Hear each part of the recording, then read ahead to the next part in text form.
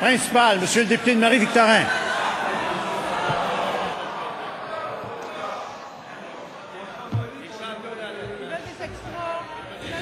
J'aimerais entendre la question du député de Marie-Victorin. Monsieur le député de Marie-Victorin.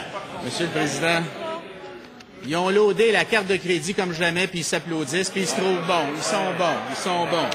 Monsieur le Président, on va parler du projet de loi C10. Le projet de loi C10 qui va coûter très cher au Québec. Allez-y, Monsieur le député. Le projet de loi C10 qui va coûter très cher au Québec. Kevin Page, le directeur parlementaire du budget à Ottawa, l'a confirmé à nouveau. Le fait qu'on va éliminer les sursis pour plusieurs crimes va coûter beaucoup plus de coûts, d'incarcération. Il va y avoir des nouvelles prisons qui vont devoir être construites. Juste pour le Québec, nous rapporte Le Devoir, ça va coûter entre 5 et 600 millions pour construire des nouvelles prisons, puis 75 à 100 millions par année pour les opérer. Ça veut dire sur 5 ans, un autre 500 millions. On est rendu à 1 milliard. 1 milliard sur 5 ans, Monsieur le Président. La semaine passée, on a demandé au premier ministre de se lever pour aller chercher à Ottawa le registre des armes à feu. Il n'a même pas voulu se lever pour répondre à la question. Là, est-ce qu'il va se lever un matin pour nous dire comment il va s'assurer que la facture d'Ottawa est payée par Ottawa, pas par les Québécois?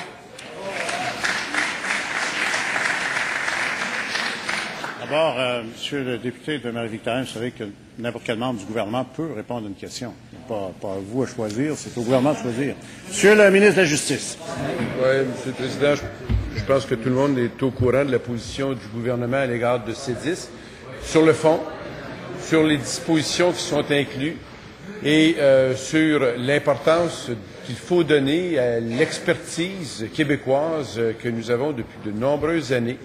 Je suis allé à Ottawa notamment offrir cette collaboration pour que nous puissions améliorer les façons de faire, pour que nous puissions lutter durablement contre le crime, ce qui inclut la lutte à la récidive. Et je suis toujours à espérer que ce débat peut être possible d'entamer. D'ailleurs, il y a une dernière conférence fédérale provinciale des ministres de la Justice et de la Sécurité publique en janvier dernier qui a finalement permis c'est très minime, là, je l'avoue, mais au moins d'ouvrir un canal de communication par un comité sur la prévention et la réhabilitation. Déjà, ça nous permettra de partager de l'expertise sur le fond. Pour ce qui est de la question des coûts, Monsieur le Président, j'ai été très clair lorsque je suis allé à Ottawa. La position reste la même.